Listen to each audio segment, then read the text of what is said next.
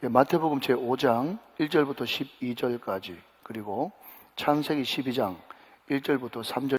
예수께서 무리를 보시고 산에 올라가 앉으시니 제자들이 나아온지라.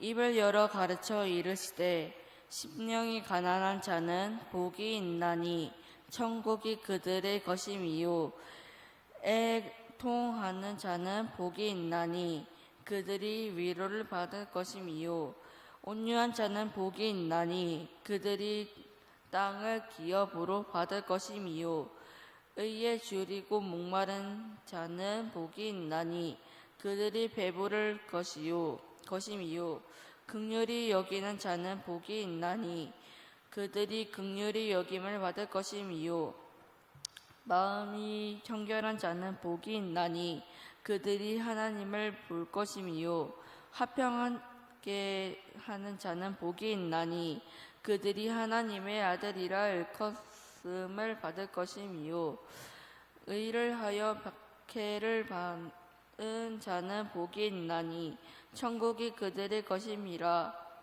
나로 말미암아 너희를 욕하고 박해하고 거짓으로 너희를 거슬러 모든 악한 말을 할 때에는 너희에게 복이 있나니 기뻐하고 즐거워하라.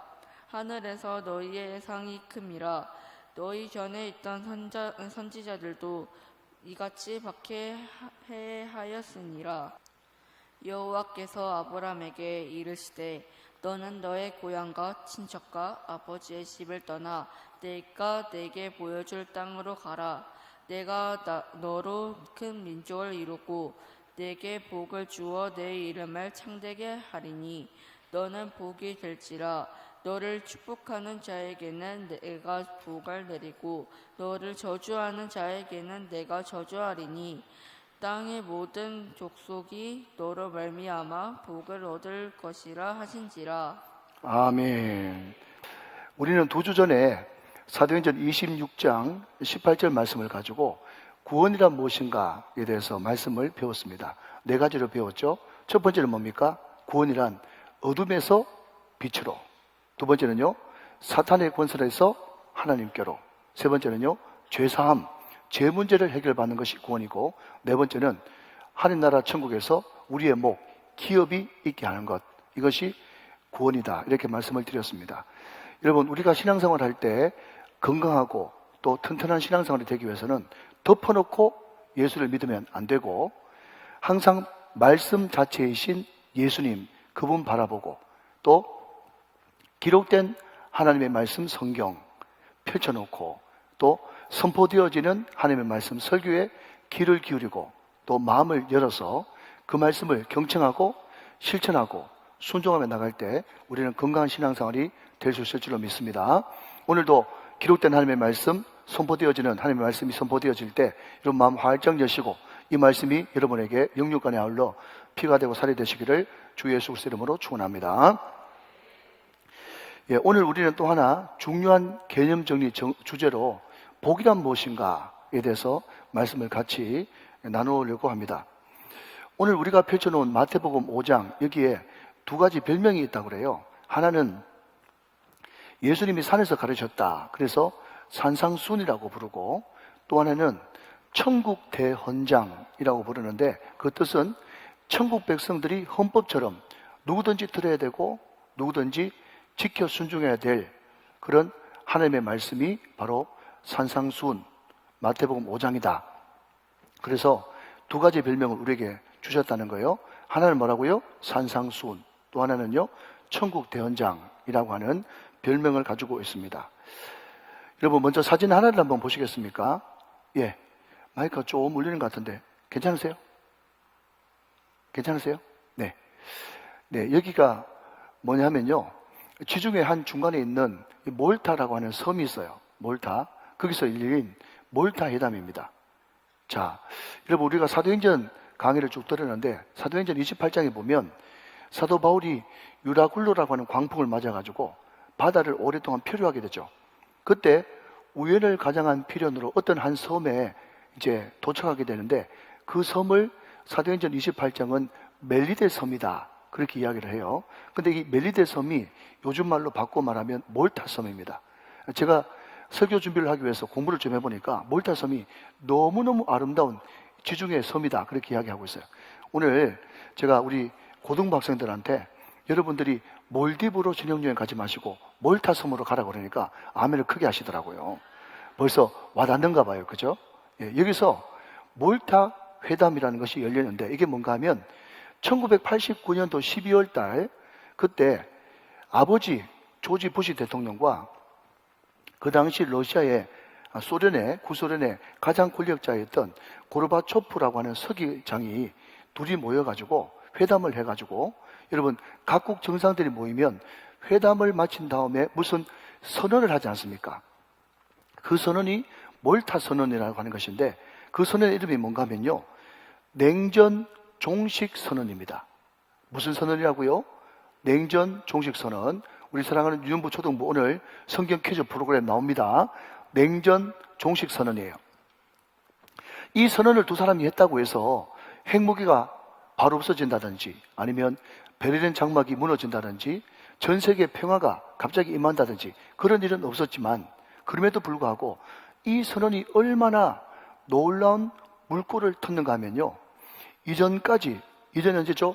1989년 이전까지는요, 미국과 소련의 양강의 냉전 체제였습니다. 그런데 이 1989년도에 몰타 회담에서 냉전 종식 선언을 하고 난 다음에는요, 냉전 시대에서 어떻게 흐름이 바뀌었는가 하면 탈냉전 시대로 흐름이 완전 돌아선 거예요. 그러니까 이 한 번의 회담으로 핵무기가 없어지거나 평화가 임한다거나 아니면 베를린 장벽이 무너진다거나 그런 건 없었지만, 이 두 사람의 선언으로 말미암아서 냉전 시대에서 무슨 시대로?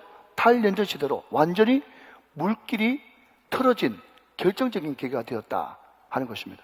여러분, 제가 이 이야기를 왜 설교 시간에 말씀을 드리는가 하니, 우리가 이전까지는요, 동서고금을 막론하고 유대인이든 이방이든 또 애굽이든 가나안이든 상관없이 복이라 그러면요, 복 그러면 맞습니다. 방금 여러분이 생각하는 그거 있잖아요, 그죠? 그게 복이었어요. 어떤 거였죠? 돈 많이 벌고 자식 잘 되고 건강하고 모든 일이 내 뜻대로 다 잘 풀리고, 이것이 복의 일반적인 개념이었습니다. 그런데 우리 예수님이 공생애를 시작하시고 첫 설교나 다름없는 이 산상수훈에서 복에 대해서 말씀하시면서, 너희들이 이때까지 생각하는 그 복 진짜 복 아니야, 내가 생각하는 복은 말이야 바로 이런 거야 하면서 복에 대한 올바른 개념을 가르쳐 주신 것이 바로 마태복음 5장에 나오는 산상수훈이었다 하는 것입니다. 여러분, 성경에 복에 대해서 말씀하고 있는 중요한 본문이 세 가지가 나오거든요. 첫 번째는 마태복음 5장의 산상수훈이고, 우리는 심령이 가난한 자는 복이 있나니 이렇게 되어 있는데, 원어 성경에 보면 복이 있도다 심령이 가난한 자여, 복이 있도다 애통하는 자여, 이렇게 이야기함으로써 복에 대해서 예수님이 구체적으로 말씀해 주신 본문이 산상수훈이란 말이죠. 그럼 두 번째는요, 구약 창세로 넘어가면 거기에 창세기 12장에 복의 근원이 나옵니다. 복이 될지라. 그 사람이 누구죠? 아브라함의 복이 창세기 12장에 나와요. 그래서 성경이 말하는 복이 무엇인가 라고 할 때 첫 번째는 마태복음 5장의 예수님의 이야기를 들어봐야 되고, 두 번째는 창세기 12장에서 아브라함의 복에 대해서 살펴봐야 되며, 또 시편 1편으로 넘어가서 여러분 시편 1편 1절에 뭐라고 이야기하고 있죠? 복 있는 사람은, 그렇게 이야기하면서 성경의 복이 뭐냐? 거기에 대해서 성경은 명확하게 말씀하고 있단 말이죠. 그래서 저는 오늘 마태복음 5장, 창세기 12장, 시편 1편의 복을 총집합해서, 그렇다고 해서 길지 않고 짧은 시간에 명확하게 성경이 말하는 복에 대해서 개념 정리를 한번 깔끔하게 해보려고 합니다. 기대가 되시면 아멘. 여러분, 우리나라는요, 반만년, 5천년 동안에 샤머니즘, 이 조상 귀신 또 각종 귀신을 섬겨왔고, 그리고 외세에 너무 많은 침입을 받다 보니까 복에 한이 맺힌 사람들이에요. 그래서 지금도 그런 것이 있는지 모르겠지만 제 어릴 때만 해도요, 베개에 복자가 써져 있어요. 이불에 복이 있어요. 제가 우리 중등부 고등부한테 물어보니까 두 사람이 안다고 손들더라고요. 우리 유년부 초등부는 모르겠죠. 혹시 유년부 초등부 가운데 요강 하나, 요강? 어른들은 웃는데 아이들 못 웃잖아요. 그죠? 예, 간이 소변기인데 거기에도 복자가 담겨 있어요. 그러니까 얼마나 우리 민족이 복이 한이 맺혔으면 모든 곳에 복다름을 그렇게 했겠습니까? 이런 우스갯소리인데요. 제가 우스갯소리라고 이야기하면 여러분들이 웃어주셔야 되지, 안 웃으면 큰 망신 당하십니다.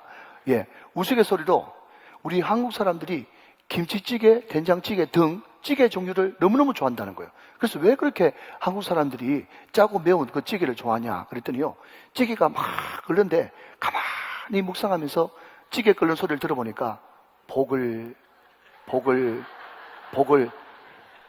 찌개에서도 복을 이야기하니까 찌개를 좋아한다는 거예요. 그러니까 얼마나 여러분 우리나라 민족이 복에 한이 맺혔겠어요. 그런데 다시 한번 말씀드리지만 결론부터 말씀드리면 여러분이 생각하는 그 복은 성경이 말하는 복이 아니옵시다. 그러면 성경이 말하는 복이 뭐냐? 자, 여러분 첫 번째로 마태복음 5장에 보니 심령이 가난한 사람의 복이 있대요.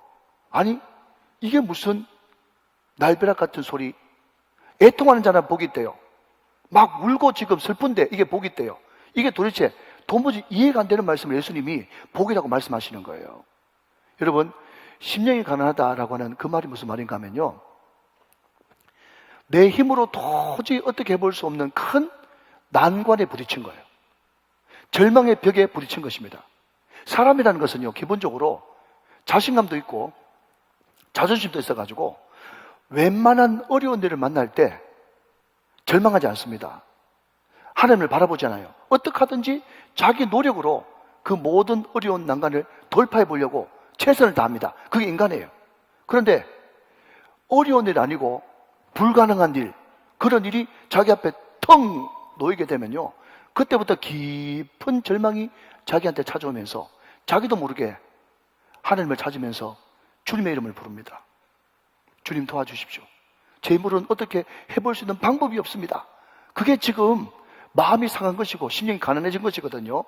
그런데 어떻게 보면은 하나님이 나를 이렇게 다루시나, 나를 이렇게 못 살게 구시나 그런 마음이 들지만, 놀랍게도 성경은 바로 그런 상한 마음, 심령이 가난해져 있는 마음, 내 힘으로는 도무지 못하겠다고 하는 절대 절망을 느끼는 그 사람을 복 있다고 말씀하고 있다는 것입니다. 그 사람에게 천국이 임한다고 말씀하고 있는 것이죠. 그 사람에게 천국이 임해서 절대 절망 가운데서 천국의 주인 되신 하나님을 다시 한 번 더 붙들고 그 천국을 누리면서 그 가난하고 힘들고 헐벗고 고난과 역경 가운데서 천국을 베풀고 나누는 사람으로 하나님께서 만들어 주신다는 거예요. 그래서 심령이 가난한 자가 복이 있다, 그렇게 말씀하고 있다는 거죠. 여러분 제가 이 말씀을 연구해 보니까요, 한 가지 공통점이 있더라고요. 무슨 말인가 하면, 우리가 흔히 갈라디아서 5장 보면 거기에 성령의 9가지 열매가 나오지 않습니까? 시작. 사랑과 희락과 화평과 오래 참음과 자비와 양성과 충성과 은유, 절제. 이 정도는 우주교회 성도들 다 외울 수 있어야겠죠? 그런데 그 성령의 9가지 열매가 따로 9가지 열매가 아니라 그 모든 9가지 열매가 통째로 하나가 돼가지고 세 글자로 바꾸면 예수님 이듯이, 여러분 팔복이라고 하는 이 마태복음 5장 1절부터 12절까지 이 말씀이 그냥 팔복이라 그래가지고 이 복 따로 있고 저 복 따로 있는 것이 아니라 이 8가지 복이 다 통으로 하나로 엮여 있다라는 거예요. 이건 무슨 말인가 하면요, 심령이 가난해지지 않습니까? 그러면 하나님 앞에 납작 엎드려가지고요, 하나님 앞에 애통하고 눈물 흘리기 시작합니다. 그리고 기도하기 시작하죠. 하나님, 주님께서 도와주지 않으면 아무것도 아닙니다. 내가 내 힘으로 이렇게 하다가 모든 것을 다 망쳤습니다. 내 교만을 용서해 주시옵소서. 내 자아를 용서해 주옵소서. 주님만이 나의 소망이시고 주님만이 나의 힘이십니다. 능력이십니다. 그러면서 무릎 꿇고 울면서 애통하는 사람, 그 사람에게 하나님께서 복되다고 말씀하시면서 찾아오셔서 위로를 받게 하실 것이다, 그렇게 말씀하고 있다는 거죠. 자, 여러분 한 걸음 더 나가서 온유한 자가 복이 있대요. 온유한 자, 우리는 온유라 그러면 어떤 인식을 가지고 있는가 하면 좀 나약한 자, 자기가 없어가지고 모든 사람하고 두루두루 잘 어울리는 사람, 자기 주관이 없는 사람, 온순한 사람, 이 사람을 우리는 온유한 자라고 불러요. 근데 그거 정확하게 틀린 말입니다. 성경이 이야기하는 온유, 이것을 헬라 원어로 분석해 봤더니요, 어떤 뜻을 가지고 있는가 하면 온유는요, 야생마를 길들이다, 이런 뜻을 가지고 있어요. 자, 한번 따라 하실까요? 야생마를 길들이다. 시작.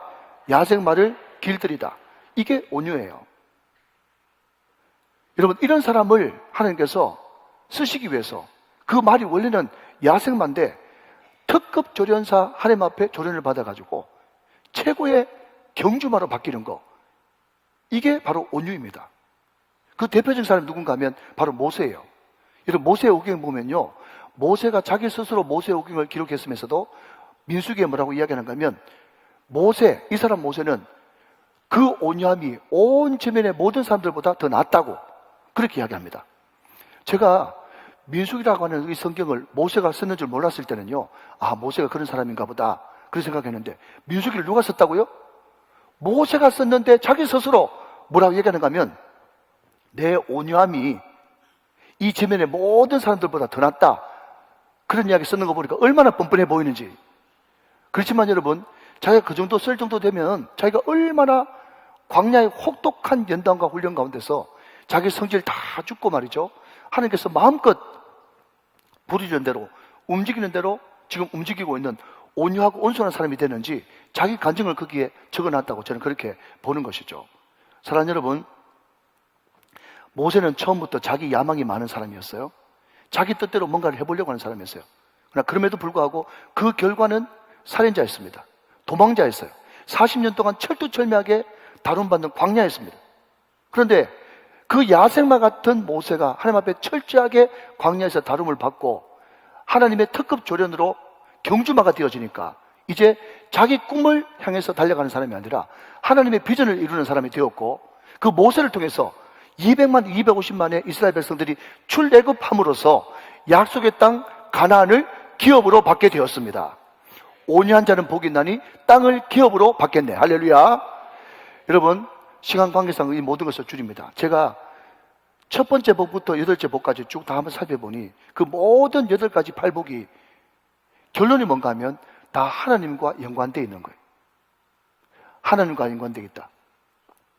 심령이 가난한 자도 하나님과 연관되어 있죠. 자, 여러분, 그 다음부터 하나님과 연관되어 있습니다 하면 여러분 해보세요. 네.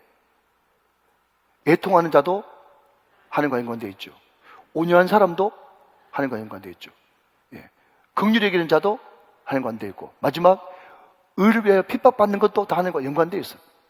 그러니까 성경이 이야기하는 복이 뭐냐? 이것을 한마디로 정의한다면 모든 복은, 성경이 말하는 복은, 예수님이 말하는 복은 하나님과 연관되어 있고 하나님과 관계 가운데 있고 하나님과 깊은 사귐과 교제 가운데 있는 것이 복이다. 그것이 팔복의 결론이라는 것입니다. 여러분 보십시오. 제 첫 번째 복, 심령이 가난한 자는 복이 있나니 천국이 저희 것이에요. 첫 번째 복도 천국으로 시작하죠. 마지막 의를 위하여 핍박받는 자는 복이 있나니 천국이 그들의 것이며, 마지막 계명도 천국이라는 거예요. 여러분, 하나님과 늘 연관되어 있고 하나님과 깊은 교제와 사귐 가운데 있으면 천국이 우리 마음 가운데 임하게 되는데, 이 복을 하나님께서 왜 주시는가? 나 혼자만 누리고 이것을 가지고 무슨 큰 행사라고 주시는 것이 아니라, 이 복을 내가 먼저 누리고 이 복을 나눠주고 베풀고 섬김으로써 내가 천국의 전달자, 예수님을 증거하는 증인으로 살게 하기 위해서 하나님께서 천국을 우리에게 선물로 주셨다는 것입니다.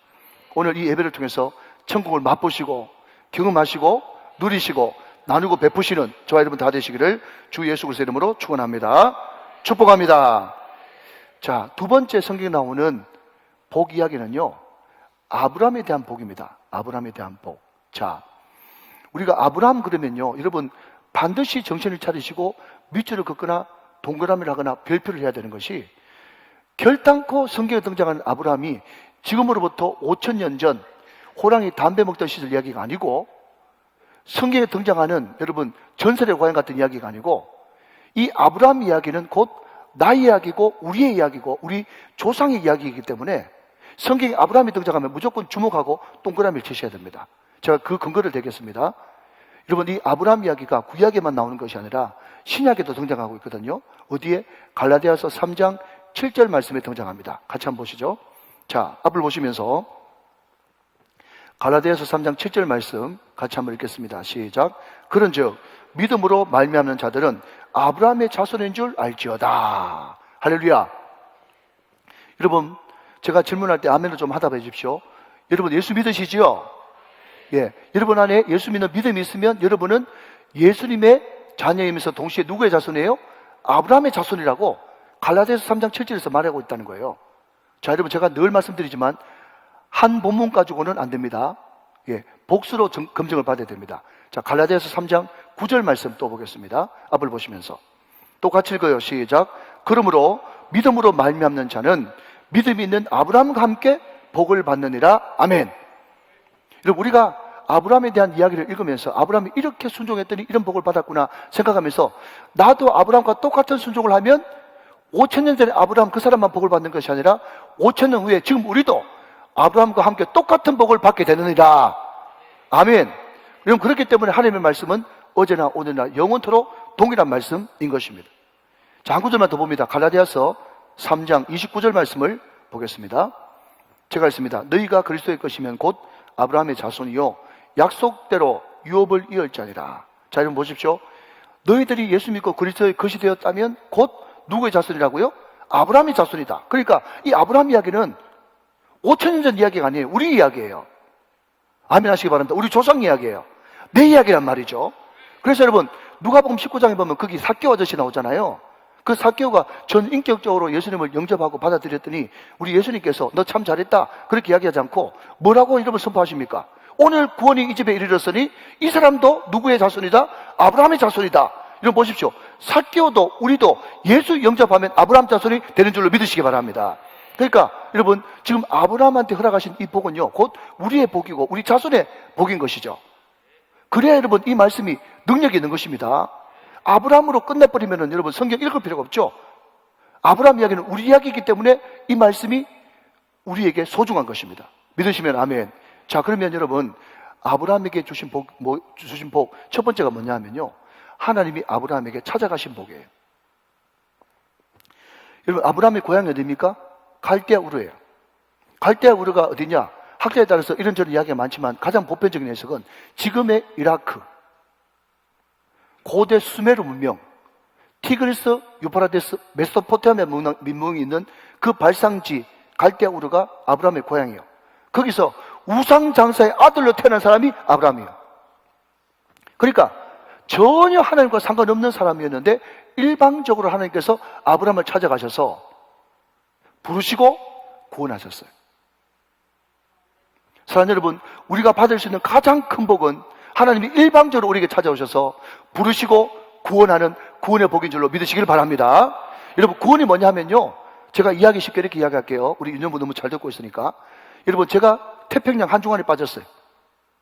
내 힘으로는 스스로 빠져나올 수 있는 방법이 0%예요. 전무예요, 전무. 근데 그때 어디선가 누군가의 무슨 일을 만났는데 그때 구조선이 갑자기 나타나가지고 나를 일방적으로 끌어서 구조선에 태우고 나는 살았습니다. 이게 구원이거든요. 여러분, 우리 힘으로 우리 능력으로 구원받을 아무 조건이 없어요. 우리는 죄와 허물로 이미 죽었던 사람들이에요. 죄와 허물로 죽었던 지옥의 멸망에 있어야 될 우리를 예수님께서 이 땅에 사람의 모양으로 이 땅에 지루탕 같은 이 땅에 오시고 그분이 직접 그 지루탕에 발을 담그시고 온몸을 여러분 흙탕물에 젖으시면서 우리 기당이를 껴고 우리를 이렇게 세우시고 그분이 나를 대신해서 나 때문에 나 위하여 십자가를 죽으시고 그 보배로운 피를 흘려 나를 구원하셨다는 거예요. 사랑하는 여러분, 이게 복음이 아닙니까? 이것이 은혜 아닙니까? 너희가 그 은혜로 인하여 믿음으로 말미암아 구원을 얻었나니 이것이 너희에게서 난 것이 아니요 하나님의 전적인 선물이다. 행위에서 난 것이 아니니 누구든지 그 앞에서 자랑하지 못하게 하려 함이니라. 어떤 사람은 이렇게 이야기합니다. 목사님, 나는 예수 믿고 구원은 받았는데 복은 못 받았어요. 자기 인생이 박복, 복이 지지리도 없다고 그렇게 이야기해요. 그런데 여러분, 그렇게 이야기하는 사람이 있을까 봐 이런 설교 시간이 있는 겁니다. 여러분, 마태복음 18장에 가면요, 거기에 어떤 비유가 나오는가 하면 1만 달란트 빚진 자 비유가 나옵니다. 그 임금님이 저한테 여러분 말고 저한테 왜 그런 호의를 베푸는지 모르겠지만은 제가 1만 달란트 빚지고 있었는데 그 임금님이 날 대신해서 1만 달란트 대신 갚아주시고 탕감 없다고 그냥 여겨주셨어요. 근데 여기서 등장하는 1만 달란트가 도대체 얼마냐? 지금 현재 화폐 가치로 따지자면요 5조 됩니다. 5조. 앞으로 500조 준비해 오겠습니다. 네, 5조 놀라지도 않네요. 1만 달란트 탕감받은 것이 얼마 탕감받은 건가 하면 5조 탕감받은 거라니까요. 5조. 감사해요. 그런데 그 5조 탕감받았다는 것이 뭔가 하면 내 모든 죄값이 그보다 더하다는 거죠. 이 5조라는 것은 상징적인 숫자인데 어떻게 값을 매길 수 없는 지옥 반드시 떨어져야만 되는 그 대가가 1만 달란트 빚진 자예요. 하나님 앞에 말이죠. 그 죄를 탕감받았다니까, 용서받았다니까. 그런데 나는 구원은 받았는데 복은 못 받았다. 그 말은 뭔가 하면요, 왜 하나님이 5조 주시면서 5조 100만은 안 주시냐? 이 이야기하고 똑같은 거예요. 이런 수준 높은 이야기를 이해하시겠습니까? 우리에게 여러분 돈 버는 축복, 건강 축복, 자녀의 축복, 내 뜻대로 계획대로 되는 그 축복이 없다는 것이 아니라 그 구원받은 그 은혜, 어마어마한 은혜와 사랑에 비하면 세상적인 복은 여러분 너무 미미하고 티끌과 같다는 것을 말씀하고 있는 것입니다. 사랑하는 여러분, 하나님이 여러분을 찾아오셨습니다. 여러분을 부르셨습니다. 여러분을 구원하셨습니다. 여러분을 위해서 피 흘리셨습니다. 여러분 이것만 생각해도 예수면 충분합니다.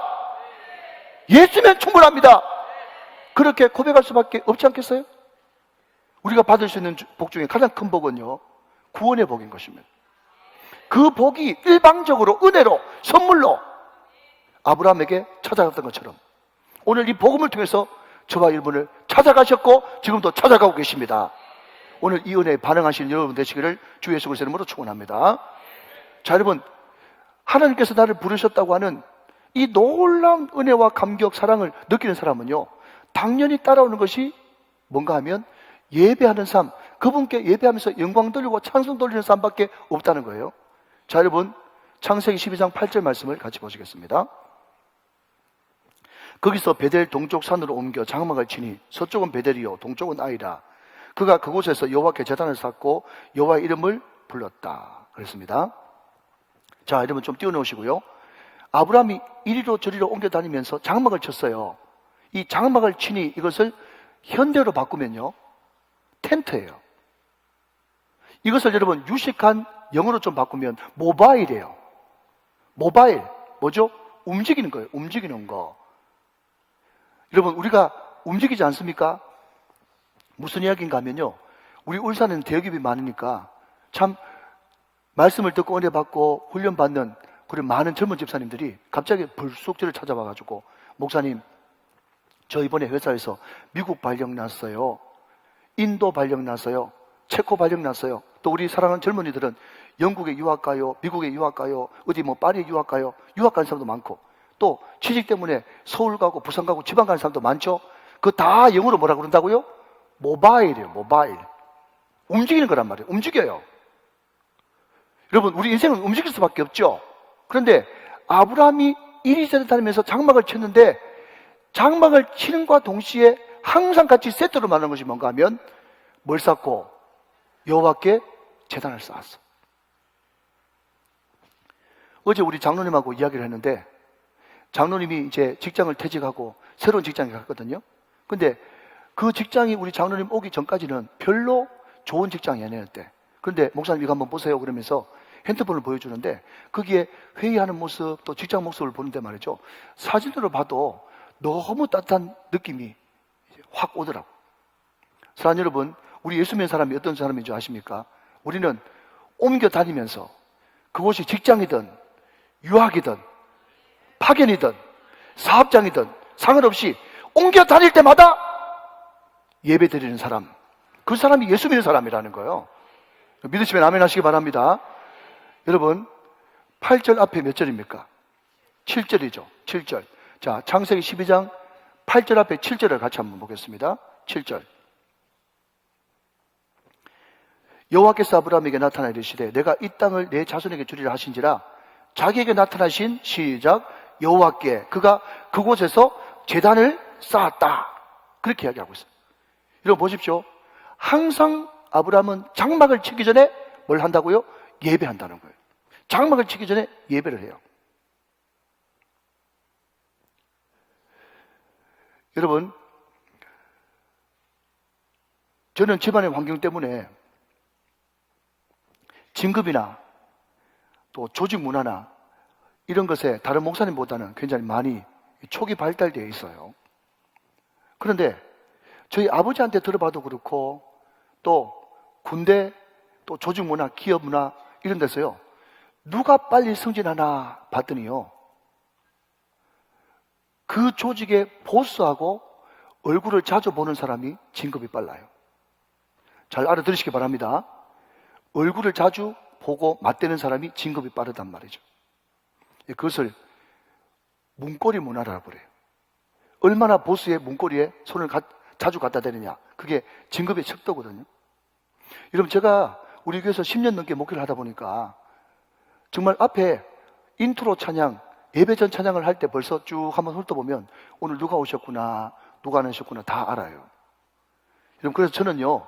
똑똑한 성도들도 참 귀하고 또 잘 나가는 성도도 참 귀한데 제가 가장 좋아하는 성도는요. 잘 나오는 성도예요. 늘 그 자리에 예배하는 그 성도 너무너무 고맙고 감사하더라고요. 여러분 제가 전에 교회에서 시립인 선교라는 것을 제가 담당했어요. 뭔가 하면 사업하시는 분들 모임이에요. 그분들이 신방 요청을 자주 하기 때문에 제가 많은 기업, 조그마한 구멍가게부터 시작해가지고 큰 대기업까지 제가 다 가봤어요. 그런데 정말 믿음에 신실한 사람들은요.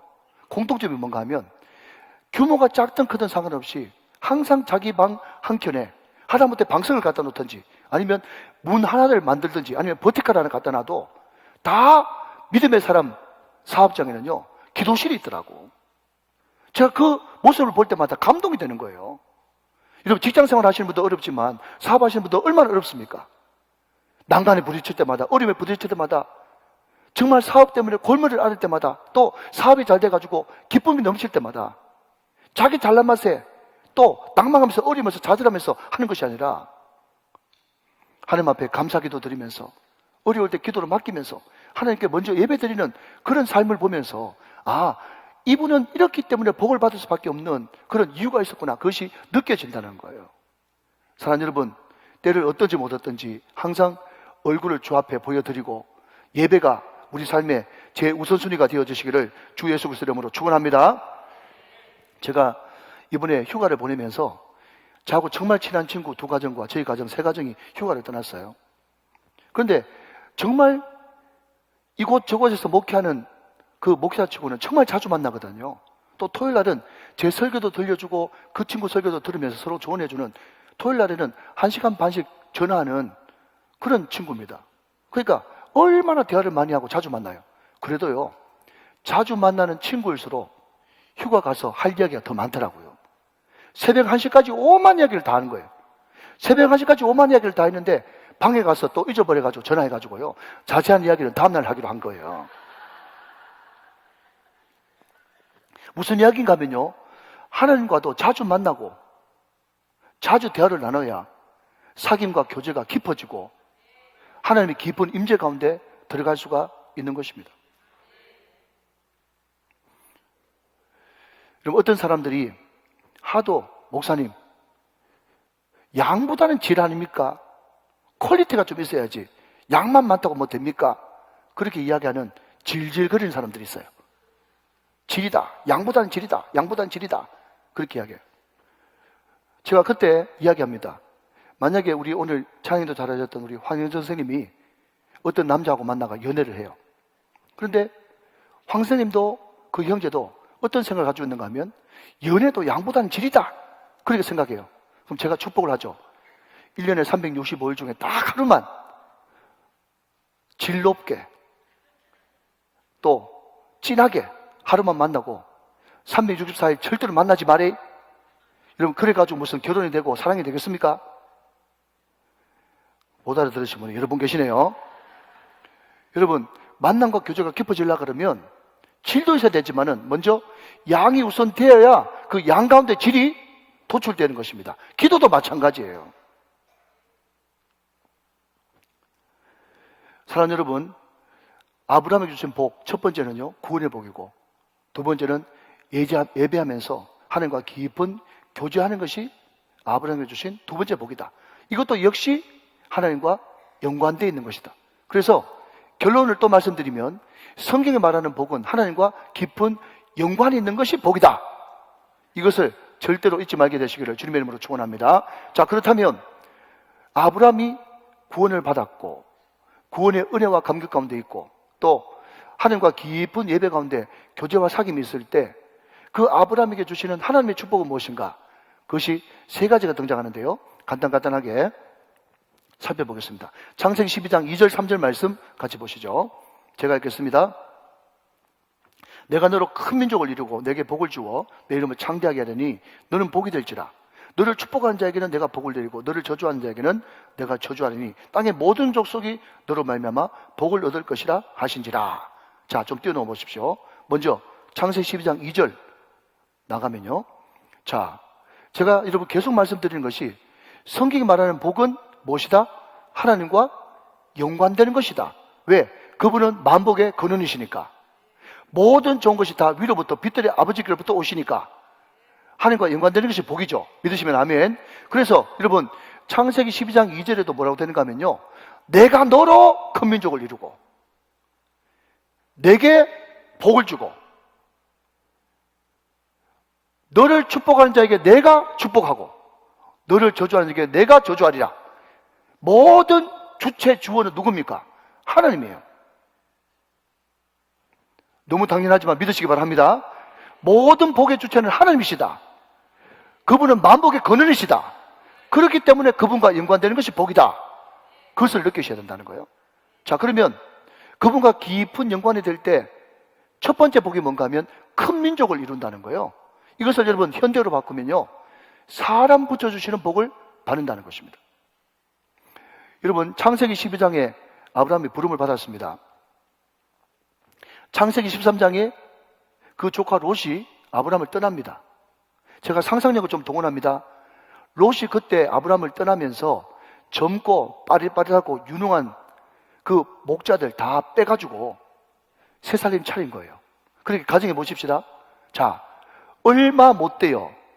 소돔과 고모라에 4개 나라가 연합해가지고 쳐들어가서 소돔과 고모라 완전히 박살내버리고 롯을 다 포로로 끌어갔습니다. 포로로 끌고 갔습니다. 근데 중요한 것은 롯이 포로로 끌려갈 때 그때 롯한테 스카우트 제의받은 그 사람들 어디 갔습니까? 없어요. 다 떠나고 없어요. 결국 그 상대방 나라에 포로로 끌려갔던 그 롯을 누가 구하는가 하면 아브람 집에서 길러진 용사 318명이 그 롯을 구해냅니다. 결단코 그 4개 연합군이 여러분 약한 군대 아닙니다. 강한 군대인데 얼마나 아브람을 신뢰하고 믿었으면 목숨까지 같이 하면서 아브람과 같은 행동으로 작전을 펼쳤겠습니까? 물론 여러분 여기 큰 민족을 이룬다는 것은 아브라함에게는 적자 이삭 하나밖에 없었지만은 그 다윗을 통해서 그 예수를 통해서 수많은 오고 오는 세대에 믿는 사람, 그것이 바로 큰 민족이죠. 그러나 그럼에도 불구하고 아브라함에게는 항상 사람이 붙는, 자기 곁에 사람이 많은, 그것이 바로 큰 민족을 이룬다고 하는 하나님의 뜻인 것입니다. 믿으시면 아멘. 그래서 여러분 저는 우리 자녀들을 위해서 기도할 때 꼭 잊지 않고 기도하는 것이, 하나님 우리 자녀들에게 사람 붙는 복을 허락하여 주옵소서. 좋은 친구, 좋은 스승, 좋은 멘토, 좋은 목사님, 좋은 교회, 좋은 배우자, 할렐루야. 하나님 이 사람들을 붙여주십시오. 그렇게 날마다 기도하거든요. 꼭 여러분도 그렇게 기도하게 되시기를 주님의 이름으로 축원합니다. 왠지 제가 말씀을 드릴까요? 자, 여러분 우리 애가 공부를 너무너무 잘해가지고, 아니 그냥 예를 들어서 우리 애가 공부를 너무 잘해가지고 인류대학 나왔어요.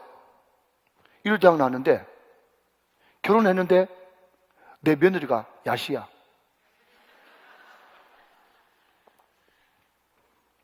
야가 빠졌어. 그러면 여러분 그 결혼이 행복하겠습니까? 집안이 난리 법석이 나지. 마찬가지로 여러분 사회도 마찬가지예요. 자, 그러면 결혼까지 잘했다. 그런데 한참 잘 나가다가 사업을 했는데 사업 파트너 잘못 만나가지고 싹 다 날려버렸다. 그러니까 여러분, 하나님은 복을 주시되 사람을 통해서 사람을 우리에게 붙여주심으로써 하나님이 그 사람이 복되다는 것을 증명해 주시는 거예요. 사랑하는 여러분, 여러분 자녀들의 만남을 위해서 기도하시기를 주님의 이름으로 축복합니다. 그렇게 되기 위해서는 여러분의 기도만 다 되는 것이 아니라 두 가지가 전제돼야 되죠. 하나는 뭐죠? 구원의 감격. 또 하나는 하나님께 성실하게 드리는 예배. 이 두 개가 여러분 병행될 때 여러분의 기도가 시너지 효과를 발휘해가지고 하나님께서 우리 자녀들로 하여금 큰 민족을 이루는 축복을 주시는 것입니다. 믿으시면 아멘 하시기 바랍니다. 자, 두 번째는요, 내 이름이 창대케 되는 복이에요. 자, 내 이름이 창대케 된다는 그 자체도 쉬운 문제 아닙니다. 어려운 거예요. 그런데 여러분, 이런 거 있지 않습니까? 어떤 사람이 돈을 많이 벌어가지고 그냥 큰 부자 됐다고 이름이 창대케 됐어요. 그런데 나중에 보니까 이 사람이 세금 탈루하고 못된 짓하고 부정적인 방법으로 돈을 모았어요. 그러면 그 이름이 창대케 되는 것이 빛을 발해버리겠죠.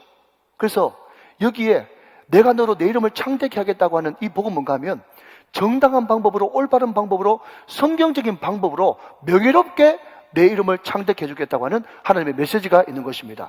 아멘을 크게 하시면 그 복이 임할지어다. 우리 사랑하는 자녀들이 그 복이 임하기를 주님의 이름으로 축원합니다. 자, 세 번째는요.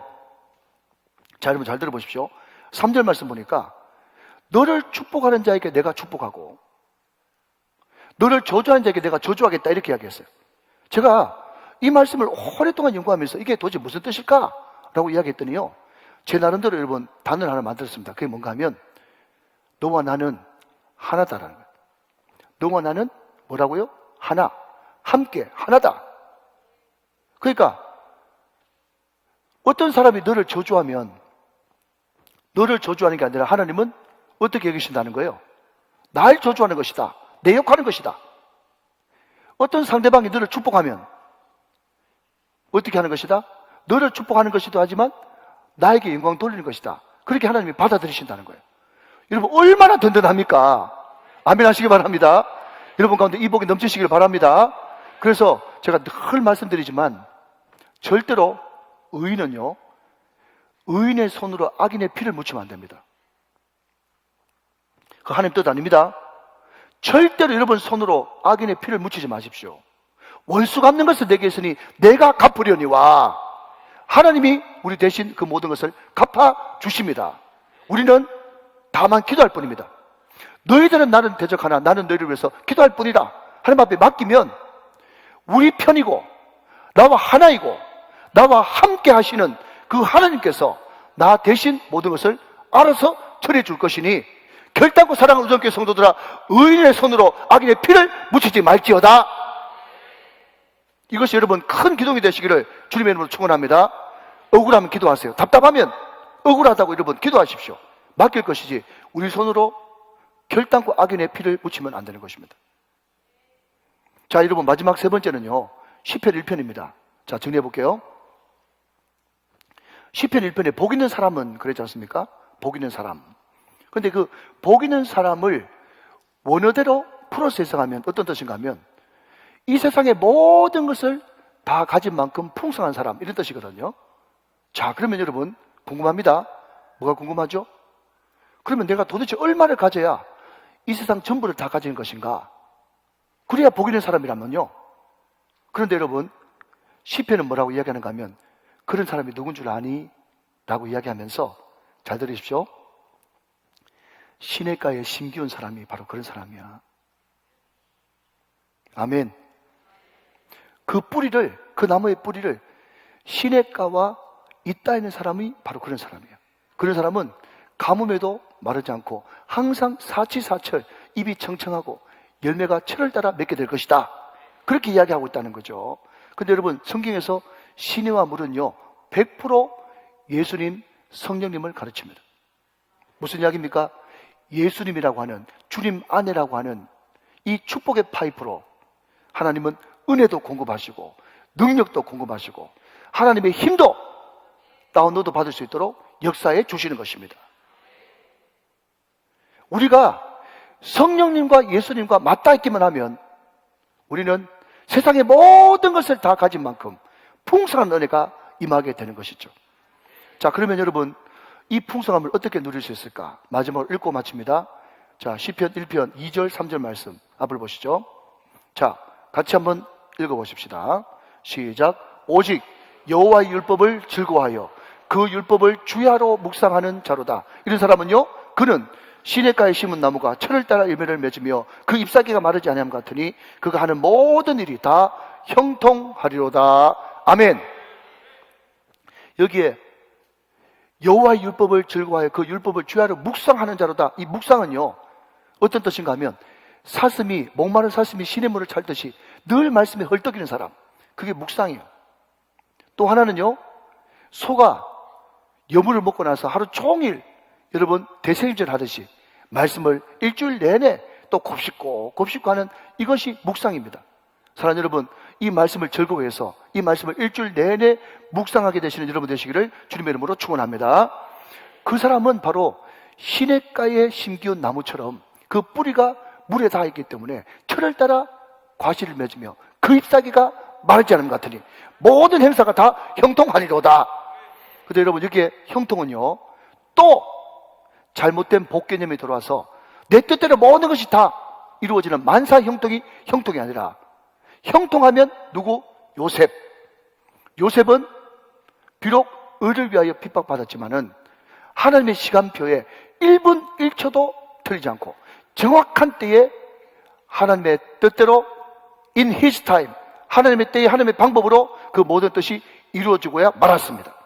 그래서 여기서 이야기하는 형통은 철을 따라 in his time, 하나님의 때에 하나님의 방법으로 그 모든 것이 차질 없이 이루어질 것이다. 이것이 형통의 의미인 것입니다. 여러분, 아침 저녁으로 날씨가 많이 선선해졌죠? 절기적으로 입추, 가을에 접어들었습니다.